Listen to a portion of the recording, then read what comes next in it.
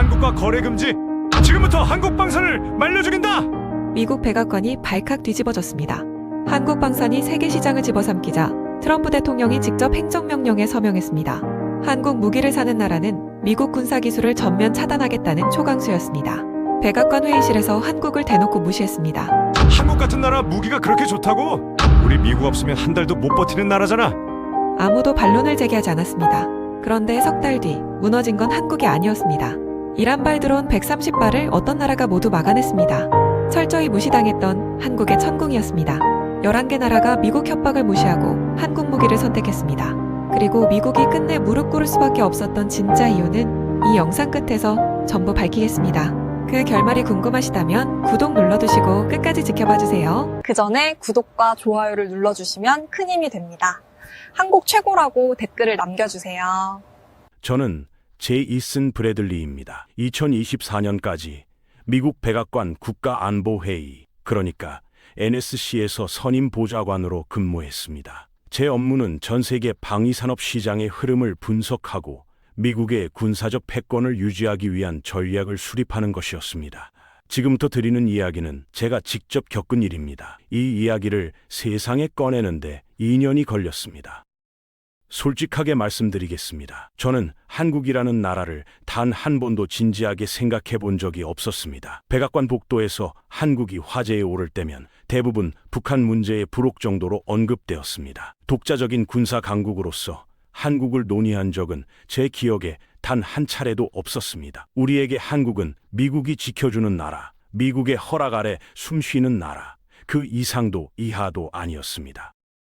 2024년 초 국가안보보좌관이 저를 급하게 호출했습니다. 그분은 트럼프 대통령의 최측근이자 백악관에서 가장 강경한 목소리를 내는 인물이었습니다. 그분이 책상 위에 서류 한 뭉치를 내려놓으며 말했습니다. 한국 방산술 실적 보고서였습니다. 저는 그 숫자들을 보고 눈을 의심했습니다. 전년 대비 수출액이 2배 가까이 뛰어 있었습니다.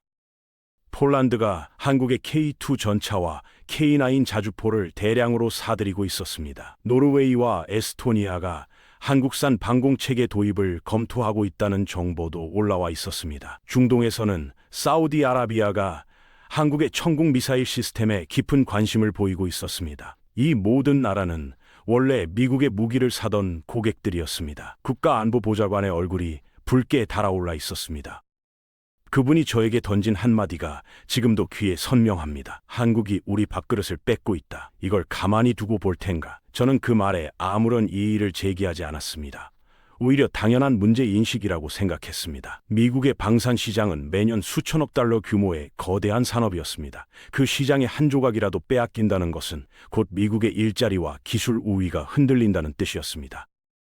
우리는 곧바로 대응 전략 수립에 착수했습니다. 방법은 단순하면서도 잔인했습니다. 한국 무기를 구매하는 모든 나라에 대해 미국의 군사 기술 이전과 정보 공유를 전면 중단하겠다는 행정명령을 만드는 것이었습니다. 이것은 사실상 전 세계를 향한 최후 통첩이었습니다. 미국을 택하든지 한국을 택하든지 양자택일하라는 압박이었습니다. 누구도 미국을 버리고 한국을 선택하지는 못할 것이라고 우리는 확신했습니다. 초안을 작성하는데 이틀이 채 걸리지 않았습니다. 법률 검토를 거쳐 국가안보보좌관이 직접 트럼프 대통령에게 브리핑했습니다. 대통령은 서류를 훑어보더니 고개를 한번 끄덕이고 즉석에서 서명했습니다. 그 자리에서 대통령이 한 말은 짧았습니다. 한국이 분수를 알게 해주라는 것이었습니다. 저는 그 순간 가슴이 벅차오르는 것을 느꼈습니다.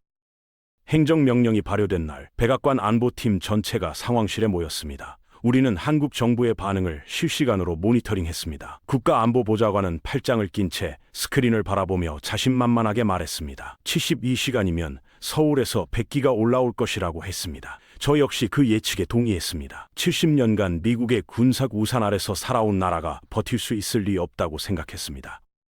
당시 우리가 가지고 있던 한국에 대한 인식을 솔직하게 말씀드리겠습니다. 한국은 반도체와 자동차를 잘 만드는 나라 정도였습니다. 방위산업은 미국의 기술을 라이선스 받아 조립하는 수준이라고 판단했습니다. 독자적인 기술력이 있다 해도 미국의 핵심 부품 없이는 결국 완성품을 만들 수 없을 것이라 확신했습니다. 한국의 방산 수출 성장은 일시적인 가격 경쟁력 때문이지 기술적 우위 때문이 아니라고 분석했습니다.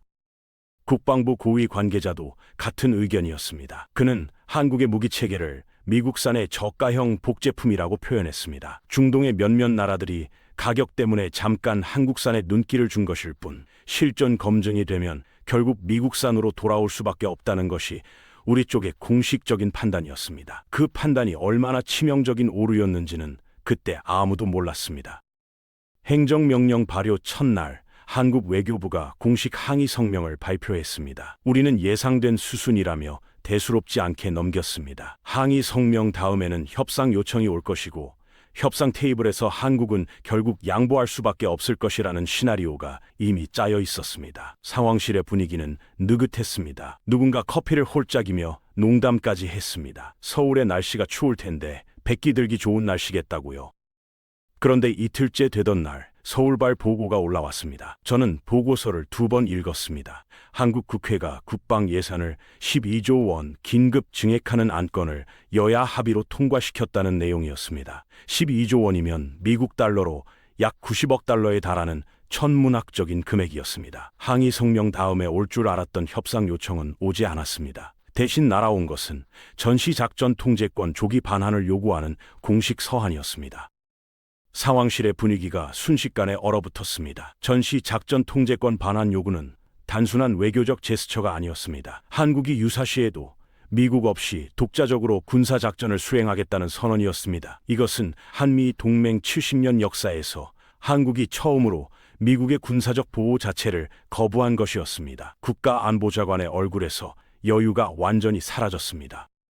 72시간이 지났습니다. 서울에서 백기는 올라오지 않았습니다. 올라온 것은 한국 방산 기업들의 주가였습니다. 한국 증시에서 방산 관련 종목이 일제히 상한가를 기록했다는 속보가 들어왔습니다. 전 세계 투자자들이 미국의 행정명령을 오히려 한국 방산의 독자 생존 능력을 검증하는 기회로 해석하고 있었습니다. 저는 그때 처음으로 불안감을 느꼈습니다.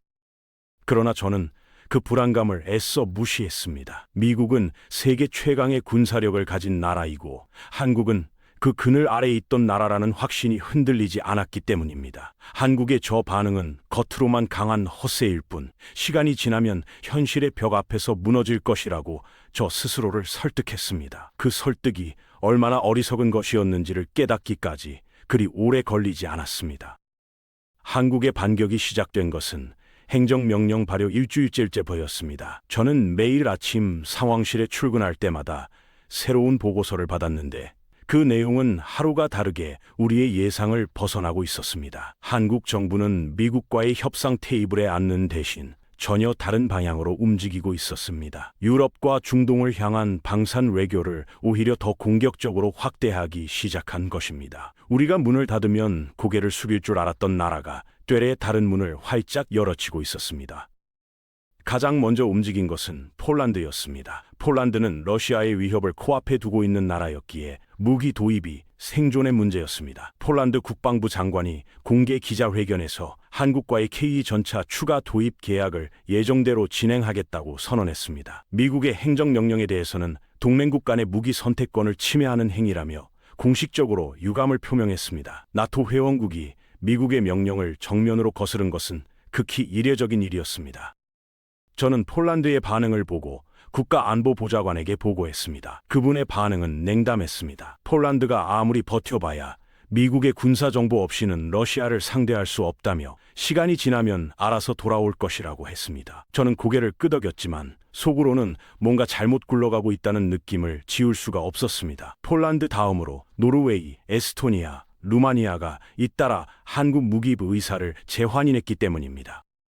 설상가상으로 미국 방산업체들의 불만이 터져나오기 시작했습니다. 행정명령의 본래 목적은 한국 방산을 고사시키는 것이었는데 실제로 타격을 입은 것은 미국 기업들이었습니다. 한국 무기를 사려던 나라들이 미국산 무기까지 함께 구매하던 패키지 계약을 취소하기 시작한 것입니다. 미국의 대형 방산업체 주가가 일주일 만에 7%나 빠졌습니다. 월스트리트의 분석가들은 행정명령이 미국 방산 산업의 자충수가 되고 있다고 경고했습니다.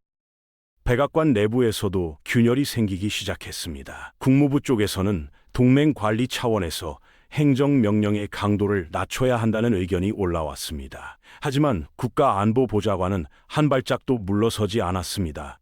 여기서 물러서면 미국이 한국에 진 것이 된다는 논리였습니다. 트럼프 대통령도 같은 입장이었습니다. 대통령은 한국이 미국 없이 얼마나 버틸 수 있는지 지켜보자며 오히려 압박을 강화하라고 지시했습니다.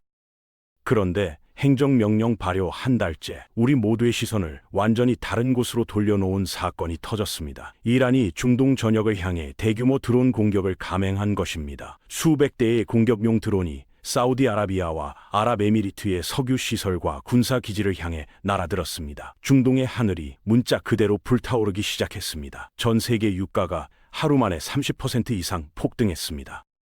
사우디아라비아는 즉각 미국의 긴급 지원을 요청했습니다. 사우디 방공망의 핵심은 미국이 공급한 패트리엇 미사일 시스템이었습니다. 수십억 달러를 들여 구축한 최첨단 방공체계였습니다. 그런데 문제가 터졌습니다. 패트리엇 시스템의 핵심 전자품에 들어가는 히토류 원소의 상당 부분이 중국산이었던 것입니다. 저는 이 사실을 보고받고 심장이 철렁 내려앉는 것을 느꼈습니다. 때마침 중국이 미국과의 무역 분쟁을 빌미로 히토류 수출 통제를 단행한 상태였습니다. 패트리엇 시스템에 필요한 핵심 부품의 교체와 정비가 제때 이루어지지 못하고 있었습니다. 보고서에 적힌 숫자는 충격적이었습니다. 사우디에 배치된 패트리엇 시스템의 실제 가동률이 43%까지 떨어져 있었습니다. 10대 중 4대만 제대로 작동하고 있다는 뜻이었습니다. 세계 최강이라 자부하던 미국의 방공체계에 거대한 구멍이 뚫려 있었던 것입니다. 이 상황이 왜 발생했는지를 이해하려면 미국 방산업체들의 구조적 문제를 아셔야 합니다. 미국의 무기는 팔기 위해 만들어졌습니다. 최대한 많은 나라에 수출하고 최대한 높은 이윤을 남기는 것이 목적이었습니다. 그러다 보니 원가를 낮추기 위해 부품 조달처를 다변화했고 그 과정에서 잠재적 적국인 중국의 히토류와 부품이 미국 무기체계 깊숙이 들어가게 된 것입니다. 평시에는 아무 문제가 없어 보였지만 공급망이 끊기는 순간 치명적인 약점이 되었습니다. 백악관 상황실에서 이란 드론 공격 상황을 지켜보던 날을 저는 평생 잊지 못할 것입니다. 스크린에는 사우디 상공을 가득 메운 드론 편대가 실시간으로 표시되고 있었습니다. 패트리엇 시스템이 가동되기 시작했지만 절반 이상이 작동 불능 상태였습니다. 요격에 성공한 미사일도 있었지만 뚫고 들어오는 드론이 훨씬 많았습니다. 상황실 안에 모든 사람들의 얼굴이 하얗게 질려 있었습니다.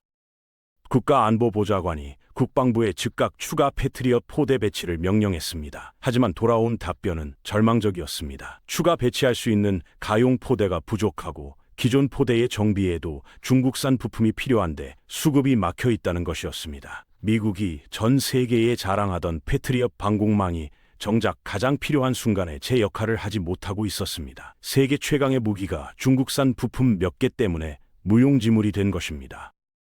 저는 그 순간 소름이 끼쳤습니다. 우리가 한국을 압박하느라 온 신경을 쏟고 있던 사이 정작 미국 무기체계의 심장부에 뚫려 있던 구멍은 아무도 들여다보지 않았던 것입니다. 한국 방산을 저가형 복제품이라고 비웃던 우리가 정작 우리 자신의 무기에 중국산 부품을 잔뜩 집어넣고 있었다는 아이러니를 어떻게 받아들여야 할지 모르겠었습니다. 미국의 오만이 만들어낸 첫 번째 균열이었습니다. 사우디 측의 분노는 극에 달했습니다. 수십억 달러를 지불하고 산 패트리엇 시스템이 이란의 드론 앞에서 절반밖에 작동하지 않는다는 사실에 사우디 왕실은 격분했습니다. 미국 국방부에 공식 항의가 쏟아졌고 사우디 언론에서도 미국 무기의 신뢰성에 의문을 제기하는 보도가 나오기 시작했습니다. 70년간 미국 무기에 가충성스러운 고객이었던 사우디가 처음으로 공개적으로 불만을 터뜨린 것입니다. 그리고 바로 그때 아무도 예상하지 못한 소식이 들려왔습니다. 사우디아라비아에 배치되어 있던 한국산 방공체계가 가동을 시작했다는 것이었습니다. 사우디가 미국의 행정명령 이전에 시험 배치 목적으로 도입해 놓았던 한국의 천국 미사일 시스템이었습니다. 저는 보고를 받는 순간 이것이 모든 것을 바꿀 수 있다는 것을 직감했습니다. 그리고 그 직감은 틀리지 않았습니다. 천궁 시스템이 가동을 시작했다는 보고가 올라온 것은 이란의 2차 드론 공격이 시작된 직후였습니다. 저는 백악관 상황실 스크린을 통해 그 장면을 실시간으로 지켜보고 있었습니다. 사우디 동부 해안의 석유시설 방어선에 배치되어 있던 천궁 포대 2기가 레이더를 켜고 추적 모드에 진입했다는 현장 보고가 들어왔습니다. 솔직히 말씀드리면 저는 그 순간에도 한국산 장비가 실전에서 제대로 작동할 것이라고 기대하지 않았습니다. 시험 배치용으로 들여온 소규모 장비가 이란의 대규모 드론 공격을 상대할 수 있을 리 없다고 생각했습니다.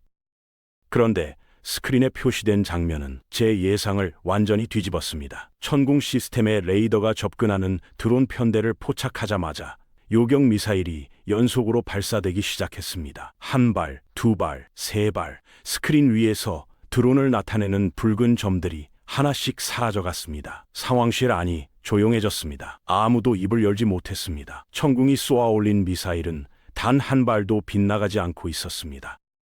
첫 번째 교전이 끝났을 때 현장에서 올라온 전과 보고를 저는 믿을 수가 없었습니다. 이란이 발사한 드론 47대 중 천궁 포대 2기가 담당한 구역에 진입한 32대를 전부 격추했다는 것이었습니다. 요격률 100%였습니다. 같은 시간 패트리엇 시스템이 담당한 구역에서는 15대의 드론 중 6대만 격추하고 9대 방어선을 뚫었습니다. 같은 하늘 아래 같은 적을 상대로 두 무기 체계의 성적표가 이렇게 극명하게 갈린 것입니다.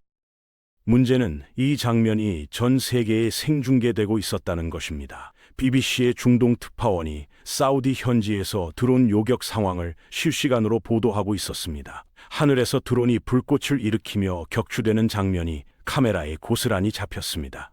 BBC 앵커가 흥분된 목소리로 전한 말이 아직도 기억에 남아 있습니다. 한국산 방공 시스템이 미국의 패트리엇이 막지 못한 드론을 전부 잡아내고 있다는 내용이었습니다. 저는 스크린 앞에서 주먹을 꽉 쥐었습니다. BBC만이 아니었습니다. CNN, 알자지라, 로이터, 모든 주요 매체가 일제히 이 장면을 보도하기 시작했습니다. 소셜미디어에서는 천궁의 요격 영상이 폭발적으로 퍼져나갔습니다. 조회수가 1시간 만에 수천만을 넘겼습니다. 전 세계 군사 전문가들이 앞다투어 분석 영상을 올렸고 그들의 결론은 한결같았습니다. 한국의 천궁 시스템이 패트리엇보다 실전에서 압도적으로 우수한 성능을 보여주었다는 것이었습니다. 백악관 상황실의 분위기는 장례식장과 다를 바 없었습니다. 국가안보보좌관은 의자에 깊이 파묻힌 채 아무 말도 하지 않았습니다. 참모들은 서로의 눈을 피했습니다. 미국이 70년간 쌓아올린 방산 패권의 신화가 사우디 사막 위에서 실시간으로 무너져 내리고 있었습니다. 그것도 우리가 며칠 전까지 저가형 복제품이라고 비웃던 한국의 무기 앞에서 말입니다. 그 수치심은 이루 말할 수 없었습니다. 저는 그날 밤 사무실에 혼자 남아 천궁 미사일 시스템의 기술 자료를 처음으로 제대로 찾아보았습니다. 그리고 경악했습니다. 천궁 시스템의 핵심 부품 국산화율이 100%에 가까웠던 것입니다. 레이더, 유도장치, 추진 시스템, 탄두에 이르기까지 모든 핵심 부품을 한국이 독자적으로 설계하고 생산하고 있었습니다. 중국산 히토류에 의존하는 패트리엇과는 태생부터 완전히 다른 무기였습니다.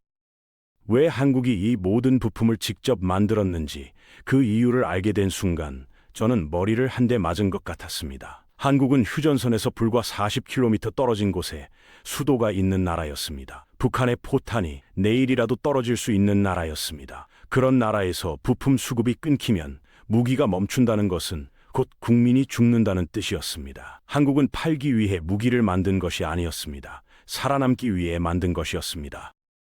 이 차이가 실전에서 이렇게 극명하게 갈릴 줄은 꿈에도 몰랐습니다. 미국의 패트리엇은 이윤을 위해 원가를 깎다가 적국의 부품에 목줄을 잡혔습니다. 한국의 천궁은 생존을 위해 단 하나의 나사까지 직접 만들었기에 지구 반대편 사막에서도 100%의 성능을 발휘한 것입니다. 무기를 만드는 동기가 완전히 달랐고 그 동기의 차이가 수만 명의 생사를 가른 것입니다. 저는 그날 밤 처음으로 한국이라는 나라를 두려워하기 시작했습니다. 이란의 3차 드론 공격이 이어졌습니다. 이번에는 규모가 더 컸습니다. 사우디 정부는 패트리엇 시스템 대신 천궁 포대를 핵심 시설 방어의 최전방에 재배치했습니다. 미국의 시스템을 뒤로 빼고 한국의 시스템을 앞에 세운 것입니다. 이 결정이 어떤 의미인지 백악관의 모든 사람이 알고 있었습니다. 70년간 미국의 가장 큰 무기 고객이었던 사우디가 실전에서 미국의 무기를 버리고 한국의 무기를 선택한 것입니다. 3차 공격에서도 천궁은 완벽했습니다. 접근하는 드론 58대를 단 한 대의 누락 없이 전부 격추했습니다. 사우디의 군사 지휘관이 기자회견에서 한 발언이 전 세계 뉴스의 헤드라인을 장식했습니다. 오늘 우리의 하늘을 지켜준 것은 미국이 아니라 한국이었다는 내용이었습니다. 그 한마디가 전 세계 방산 시장의 판도를 뒤흔들었습니다. 미국 방산 업체들의 주가가 하룻밤 사이에 폭락했습니다. 천궁의 실전 성과가 알려지자 전 세계에서 한국 무기에 대한 문의가 쇄도하기 시작했습니다. 가장 먼저 연락이 온 곳은 아랍에미리트였고 그 뒤를 이어 카타르, 쿠웨이트, 오만이 잇따라 한국 측에 접촉했습니다. 유럽에서도 움직임이 포착되었습니다. 스위스와 오스트리아 같은 영세 중립국들까지 한국의 방공 체계를 진지하게 검토하기 시작했다는 보고가 올라왔습니다. 행정명령으로 한국을 고립시키려던 우리의 계획이 정반대의 결과를 만들어내고 있었습니다. 국가안보보좌관은 이 상황을 되돌리기 위해 사우디의 특사를 파견했습니다. 특사의 임무는 사우디에 추가 패트리엇 시스템을 할인된 가격에 제공하겠다는 제안을 전달하는 것이었습니다. 하지만 사우디 측의 반응은 냉담했습니다. 사우디 국방부 관계자가 미국 특사에게 한 말이 보고서에 그대로 적혀 올라왔습니다. 43%짜리 시스템을 더 사라는 것인지 묻더라는 것이었습니다. 그 한마디가 미국의 방산 외교 70년 역사에서 가장 굴욕적인 순간이었습니다. 저는 그 보고서를 읽고 한동안 가만히 앉아 있었습니다. 우리가 만든 행정명령은 한국을 죽이기 위한 칼이었는데 그 칼이 부메랑이 되어 미국의 가슴에 정확히 꽂힌 것입니다. 한국을 세계 시장에서 퇴출시키려 했더니 오히려 한국에게 실전 검증이라는 최고의 무대를 만들어준 꼴이 되었습니다. 사우디의 하늘이 한국의 천궁으로 지켜진 그날 세계 방산 시장의 지형은 돌이킬 수 없이 바뀌어 버렸습니다. 그리고 그 여파는 이제 겨우 시작이었습니다. 사우디의 천궁 실전 영상이 전 세계에 퍼진 뒤 상황은 우리가 통제할 수 없는 속도로 흘러가기 시작했습니다. 매일 아침 상황실에 도착하면 새로운 나라가 한국과 무기 도입 협상을 시작했다는 보고가 올라와 있었습니다. 처음에는 중동 국가들이 주축이었지만 일주일이 지나자 유럽으로 번졌고 또 일주일이 지나자 동남아시아와 남미까지 확산되었습니다. 한국 방산의 수출 문의가 한 달 만에 전년 대비 8배로 폭증했다는 정보 보고를 받았을 때 저는 숫자를 다시 확인해달라고 요청했습니다. 틀린 숫자가 아니었습니다. 가장 충격적이었던 것은 미국의 핵심 동맹국들이 줄줄이 한국 편으로 넘어간 것입니다. 폴란드는 이미 KE 전차 1000대 추가 도입 계약을 체결한 상태였고 여기에 K9 자주포 600문을 추가로 주문했습니다. 노르웨이는 자국의 해안 방어 체계 전체를 한국산으로 교체하겠다고 발표했습니다. 에스토니아, 라트비아, 리투아니아, 발트 3국이 공동으로 한국의 방공 시스템 도입에 합의했습니다. 미국의 행정명령 따위는 안중에도 없다는 듯이 움직였습니다. 스위스의 결정은 상징적이었습니다. 200년 넘게 무장 중립을 지켜온 스위스가 한국의 천궁 시스템을 자국 방공망의 핵심으로 도입하겠다고 선언한 것입니다. 스위스는 그동안 미국의 무기든 러시아의 무기든 어느 한쪽에 기울지 않으려 극도로 신중한 태도를 유지해왔습니다. 그런 스위스가 한국을 선택했다는 것은 한국의 무기가 정치적 진영과 무관하게 순수한 성능만으로 인정받았다는 뜻이었습니다. 백악관에서 이 소식을 접했을 때 아무도 말을 잇지 못했습니다. 루마니아와 체코가 뒤를 이었습니다. 두 나라 모두 나토 회원국이었고 미국의 군사 기술 지원에 크게 의존하고 있던 나라들이었습니다. 그런 나라들이 미국의 협박을 감수하면서까지 한국 무기를 선택한 이유는 단순했습니다. 실전에서 작동하는 무기가 필요했기 때문입니다. 러시아의 위협이 코앞에 있는 동유럽 국가들에게 43%짜리 방공망은 사실상 방공망이 없는 것과 다를 바 없었습니다. 생존이 걸린 문제 앞에서 미국의 체면은 고려 대상이 아니었습니다.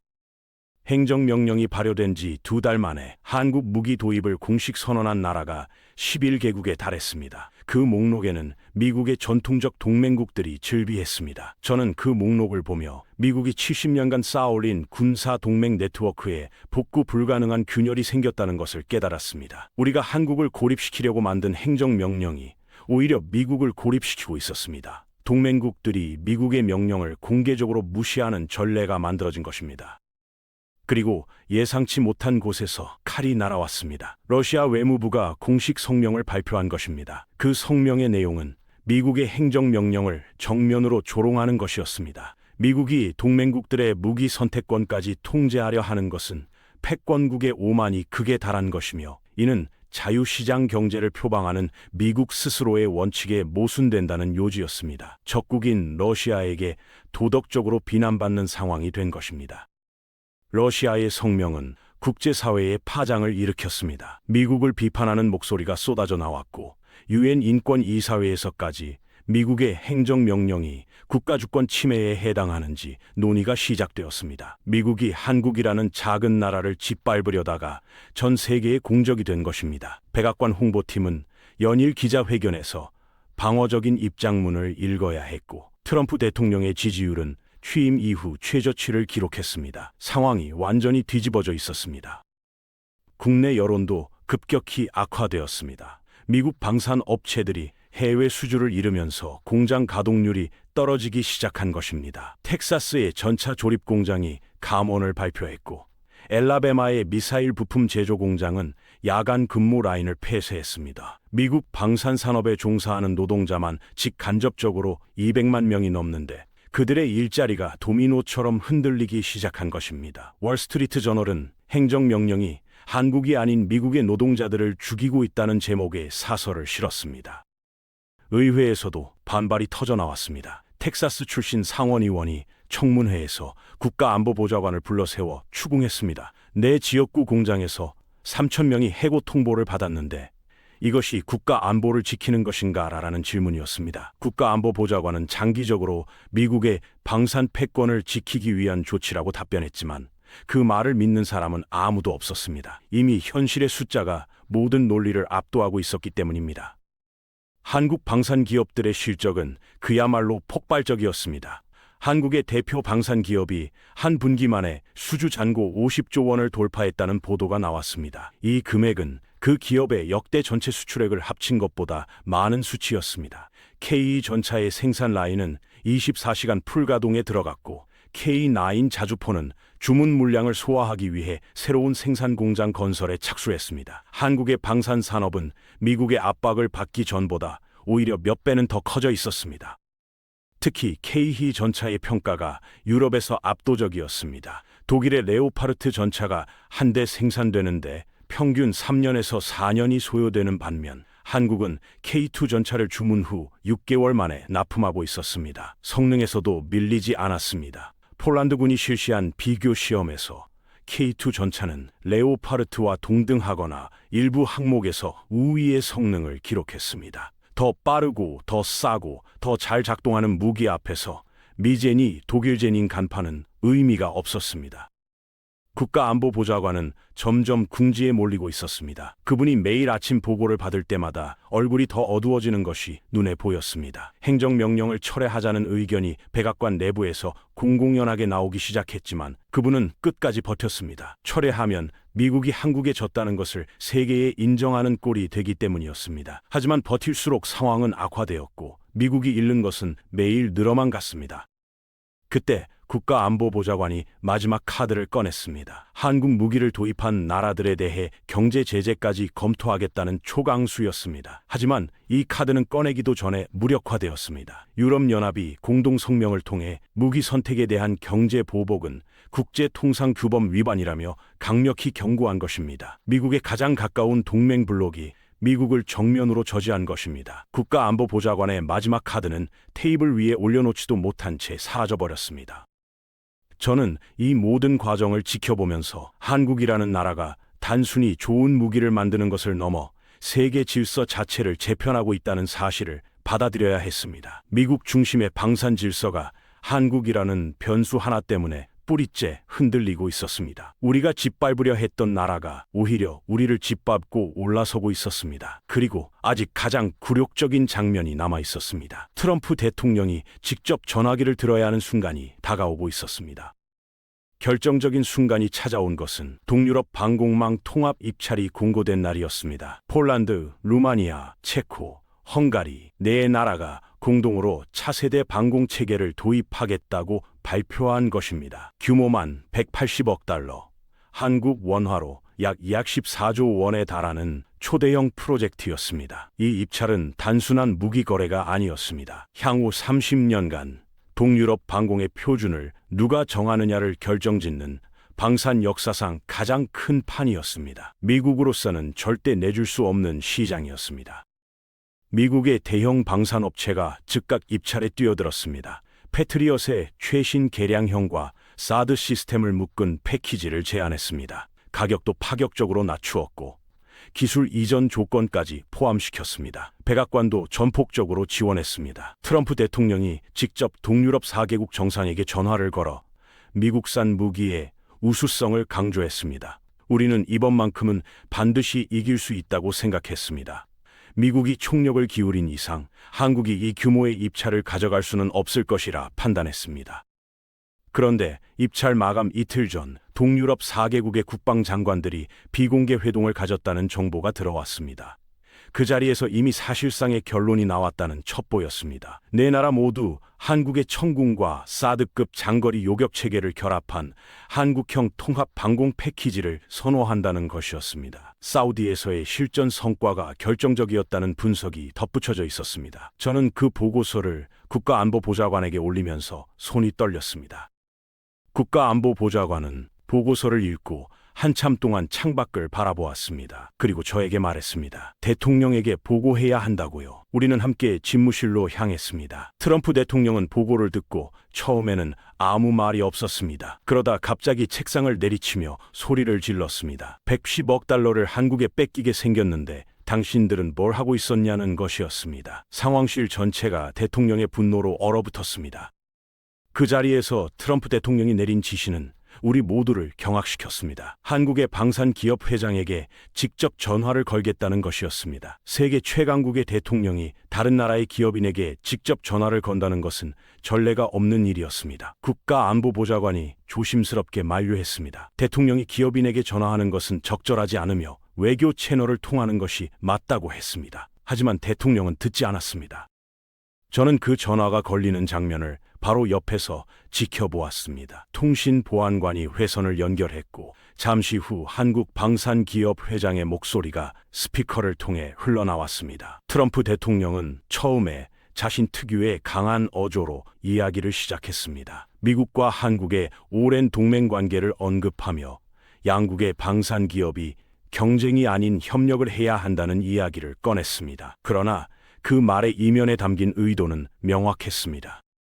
대통령이 본론을 꺼냈습니다. 동유럽 방공망 통합 입찰에서 한국 측이 한 발 물러서 주면 감사하겠다는 것이었습니다. 한국이 동유럽에서 양보하면 미국도 다른 시장에서 한국에 기회를 열어주겠다는 조건을 덧붙였습니다. 듣기에 따라서는 합리적인 제안처럼 들릴 수도 있었습니다. 하지만 그 자리에 있던 모든 사람이 알고 있었습니다. 이것은 제안이 아니라 구걸이었습니다. 세계 최강국의 대통령이 한국의 기업인에게 제발 빠져달라고 읍소하고 있었던 것입니다. 한국 측 회장의 대답은 정중하지만 단호했습니다. 감사합니다만 저희는 고객이 원하는 것을 제공할 뿐이며 시장의 결정을 존중할 뿐이라는 요지였습니다. 거절이었습니다. 트럼프 대통령의 얼굴이 순간 굳어지는 것을 저는 똑똑히 보았습니다. 대통령은 목소리를 높여 한 번 더 요청했습니다. 하지만 돌아온 답은 같았습니다. 공정한 경쟁에 참여하는 것은 기업의 당연한 권리라는 말이었습니다. 통화는 5분도 지르지 않아 끝났습니다. 전화가 끊어진 뒤 집무실에는 무거운 침묵이 흘렀습니다. 트럼프 대통령은 수화기를 내려놓고 한동안 아무 말도 하지 않았습니다. 그 침묵의 무게가 저를 짓누르는 것 같았습니다. 미국 대통령이 다른 나라의 기업인에게 전화해서 사실상 선처를 구했는데 그 기업인이 정중하게 거절한 것입니다. 이 장면이 세상에 알려지면 미국의 위신은 회복 불가능한 타격을 입을 것이었습니다. 저는 그 순간을 목격한 것이 영광인지 치욕인지 분간할 수 없었습니다. 그 전화 이후 트럼프 대통령의 태도가 변했습니다. 더 이상 한국을 짓밟겠다는 이야기는 나오지 않았습니다. 대신 행정명령의 조건을 완화하는 방안을 검토하라는 지시가 내려왔습니다. 사실상의 후퇴였습니다. 국가안보보좌관은 이 지시를 받고도 겉으로는 태연한 척했지만 그분의 눈빛에서 패배감을 읽을 수 있었습니다. 72시간이면 끝난다던 작전이 석 달 만에 완전한 실패로 결론나는 순간이었습니다. 동유럽 방공망 입찰 결과는 예상대로였습니다. 네 나라 모두 한국의 통합 방공 패키지를 선택했습니다. 180억 달러, 24조 원 규모의 계약이 한국 방산 기업에 돌아간 것입니다. 미국은 단 한 개의 계약도 따내지 못했습니다. 발표가 나온 날 미국 방산업체의 주가가 장중 15% 폭락했습니다. 뉴욕 증시 전체가 흔들릴 정도의 충격이었습니다. 월스트리트의 한 분석가는 오늘 미국 방산의 시대가 끝났다는 코멘트를 남겼습니다. 백악관은 결국 행정명령을 사실상 철회하는 수정안을 발표했습니다. 한국 무기를 구매하는 나라에 대한 기술 차단 조항을 삭제하고 대신 양자 협의를 통해 조율하겠다는 내용으로 바뀌었습니다. 아무리 포장해도 이것은 백기였습니다. 전 세계 언론이 미국이 한국에 항복했다는 제목으로 이 소식을 보도했습니다. 백악관 홍보팀은 항복이 아니라 전략적 조정이라고 해명했지만 누구도 그 말을 액면 그대로 받아들이지 않았습니다. 국가안보보좌관은 수정안 발표 다음 날 사임했습니다. 공식적인 사유는 개인적인 사정이었지만 실질적으로는 책임을 지고 물러난 것이었습니다. 그분이 백악관을 떠나는 날 복도에서 마주쳤습니다. 그분은 저에게 짧게 한마디만 했습니다. 우리가 틀렸다는 것이었습니다. 한국을 과소평가한 대가가 이렇게 클 줄은 몰랐다는 말이었습니다. 저는 아무 대답도 하지 못했습니다. 저 역시 같은 잘못을 저질렀기 때문입니다. 저는 국가안보보좌관의 사임 이후에도 한동안 자리를 지켰습니다. 하지만 매일 출근할 때마다 한국이라는 나라에 대한 생각이 머리를 떠나지 않았습니다.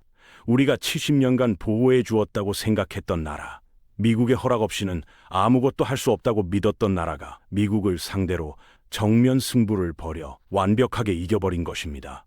그것도 무력이나 정치적 술수가 아니라 순수하게 기술의 힘으로 말입니다. 저는 그 답의 근원이 어디에 있는지 찾고 싶었습니다.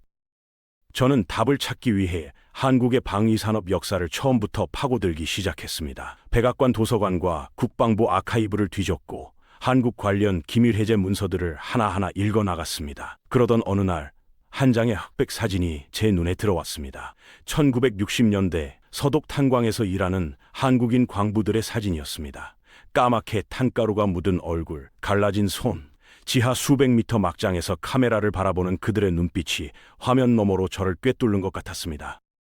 그 사진을 본 순간 저는 한동안 움직일 수가 없었습니다. 1960년대의 한국은 세계에서 가장 가난한 나라 중 하나였습니다. 국민 1인당 소득이 아프리카의 일부 나라들보다도 낮았습니다. 그런 나라에서 젊은이들이 지구 반대편 서독의 지하 탄광으로 보내진 것입니다. 가족을 먹여 살리기 위해, 나라의 외화를 벌어다 주기 위해 목숨을 건 노동을 하러 간 것입니다. 그 광부들의 월급이 고스란히 한국으로 송금되어 나라 살림의 미천이 되었다는 기록을 읽었습니다.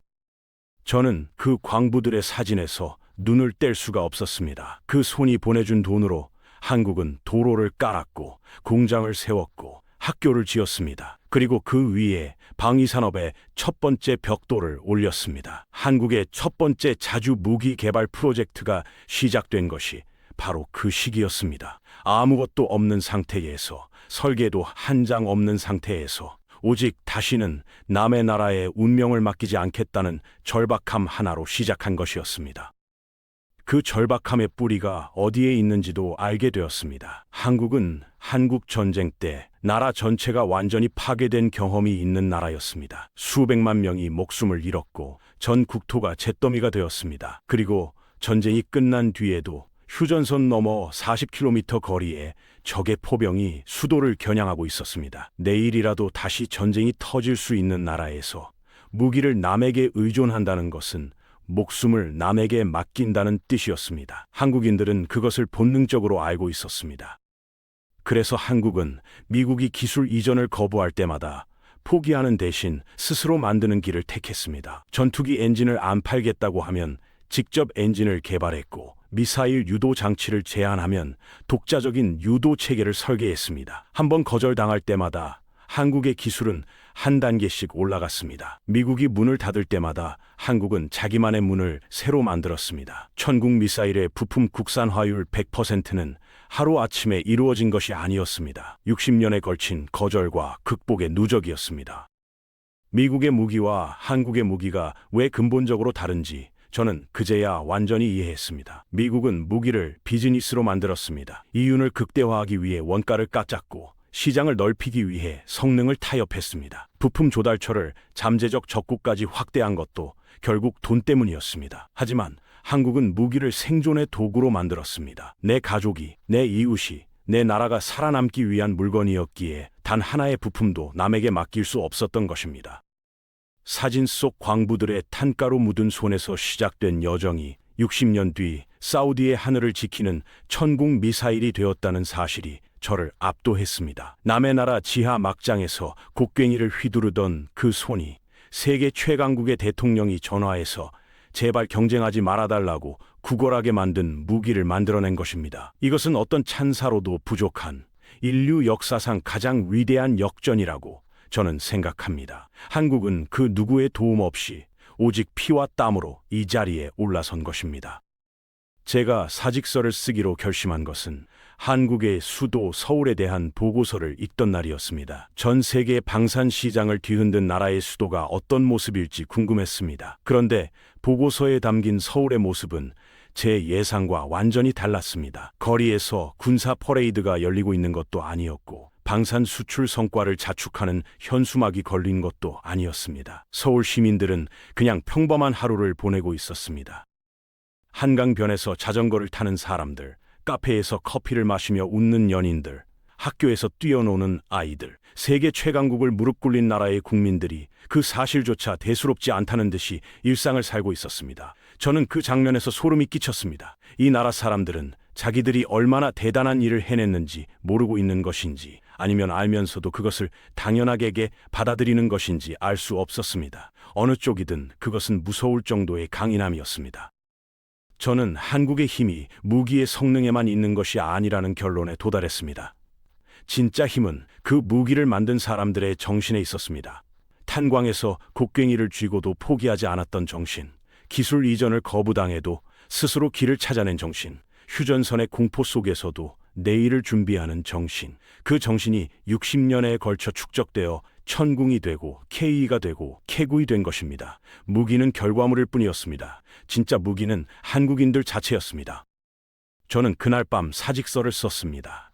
미국의 오만이 한국에게 어떤 패배를 안겨주었는지를 가장 가까이에서 목격한 사람으로서 더 이상 그 자리에 앉아있을 자격이 없다고 느꼈습니다. 한국을 미국의 하수인으로 취급하고 72시간이면 굴복시킬 수 있다고 장담했던 바로 그 팀의 일원이었으니까요. 사직서의 마지막 줄에 저는 이렇게 적었습니다. 한국은 우리가 생각한 그런 나라가 아니었습니다. 처음부터요. 백악관을 떠나는 마지막 날, 저는 사무실 벽에 붙여두었던 그 흑백 사진을 떼어 가방에 넣었습니다. 서독 탄광의 한국인 광부들 사진이었습니다. 이 사진을 평생 간직하려고 합니다. 세계 최강국의 심장부에서 일하면서도 몰랐던 진실을 60년 전 탄가루 묻은 이름 모를 광부들의 얼굴에서 배웠기 때문입니다. 힘이란 것은 군함의 크기나 핵탄두의 수로 측정되는 것이 아니었습니다. 절대 무릎 꿇지 않겠다는 의지, 그것이 진짜 힘이었습니다. 지금 이 순간에도 서울에서는 평범한 아침이 시작되고 있을 것입니다. 출근길에 커피를 사들고 걸어가는 직장인들, 교복을 입고 등교하는 학생들, 공원에서 산책하는 어르신들, 그들은 자기 나라가 세계 방산 시장의 판도를 뒤집었다는 사실에 별다른 감흥이 없을 것입니다. 바로 그 무심함이, 그 담담함이 한국이 진정으로 강한 이유라고 저는 확신합니다. 스스로의 위대함을 자랑하지 않는 나라, 그것이 제가 두 눈으로 확인한 대한민국의 품격이었습니다. 이것이 제가 백악관에서 겪은 이야기의 전부입니다. 오만했던 제가 한국이라는 나라 앞에서 무릎을 꿇은 기록입니다. 여러분이 대한민국의 국민이시라면 부디 이것 하나만은 기억해 주십시오. 여러분의 할아버지와 할머니가 흘린 땀방울 한 방울 한 방울이 60년이 지난 오늘 세계 최강국의 대통령을 굴복시킨 무기가 되었다는 사실을요. 그것은 어떤 나라도 어떤 군대도 빼앗을 수 없는 오직 대한민국만이 가진 힘입니다. 이 이야기가 가슴에 남으셨다면 구독 한 번만 눌러주세요. 앞으로 여러분이 미처 몰랐던 대한민국의 진짜 이야기를, 세계가 감추고 싶었던 이야기를 계속 가져오겠습니다. 놓치지 마시고 끝까지 함께 해주세요.